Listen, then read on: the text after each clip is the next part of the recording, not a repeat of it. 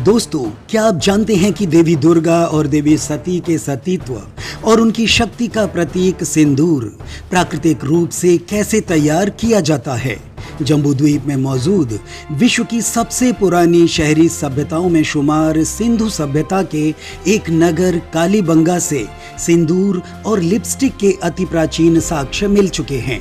यानी हमारे भारतीय समाज और उसकी संस्कृति में सिंदूर का अपना एक अलग ही आध्यात्मिक और सांस्कृतिक महत्व रहा है।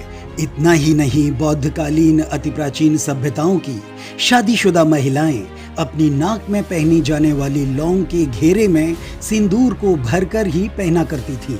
ये उनके विवाहित होने का प्रतीक होता था। जबकि मौर्यकाल की महिलाएं अपने सौंदर्य को बढ़ाने के लिए सिंदूर और लिपस्टिक का प्रयोग जुनूनी हद तक किया करती थीं। वहीं कामसूत्र के रचयिता वात्स्यायन ने लिखा है कि प्राकृतिक सिंदूर का इस्तेमाल करने से महिलाओं का दिमाग ठंडा रहता है।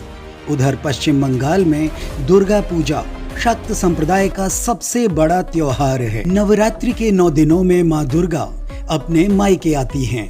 इस उपलक्ष्य में बंगाली समुदाय में पंचमी से ही माँ दुर्गा अथवा देवी तारा की पूजा उपासना शुरू हो जाती है और विजयदशमी के दिन सुहागिन औरतें माँ दुर्गा को पान के पत्ते पर सिंदूर रखकर अर्पित करती हैं।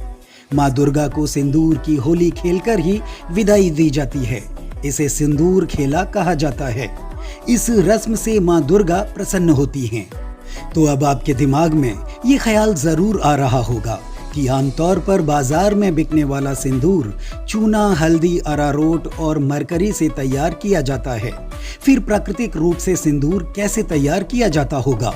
प्राचीन काल में जब सिंदूर नहीं था तो प्राकृतिक रूप से हमारे जंगलों में ऐसे पौधे मौजूद थे जिनकी मदद से उस जमाने की औरतें उनके बीजों को पीसकर उन्हें सिंदूर और लिपस्टिक की तरह इस्तेमाल करती थीं। इस पौधे को सिंदूर का पौधा या कामिला का पौधा कहा जाता था। ये पौधा भारत के साथ साथ कई एशियाई देशों और अमेरिका में भी पाया जाता है। अमेरिका में इसके नेचुरल कलर को ब्यूटी प्रोडक्ट्स और खाद्य सामग्रियों में प्रयोग किया जाता है।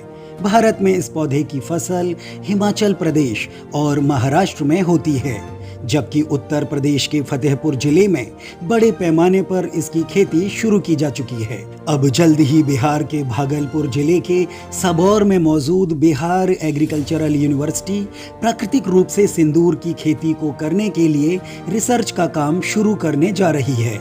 कैमिला ट्री या कुमकुम ट्री से निकलने वाले फल के बीज को पीसकर सिंदूर बनाया जाता है, जबकि उसके रस से लिक्विड लिपस्टिक तैयार की जाती है।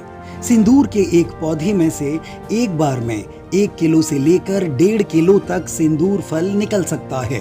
बाजार में इसका थोक भाव 400 रुपए से लेकर 800 रुपए प्रति किलोग्राम तक होता है। इसका पेड़ 20 से 25 फीट तक ऊंचा होता है। ये पौधा प्राकृतिक वातावरण में ही फलता फूलता है। अगर आप इसके पौधे को ज्यादा खाद पानी देंगे तो ये पौधा मर जाएगा और अगर कम दिया तो इसमें फल नहीं आएंगे।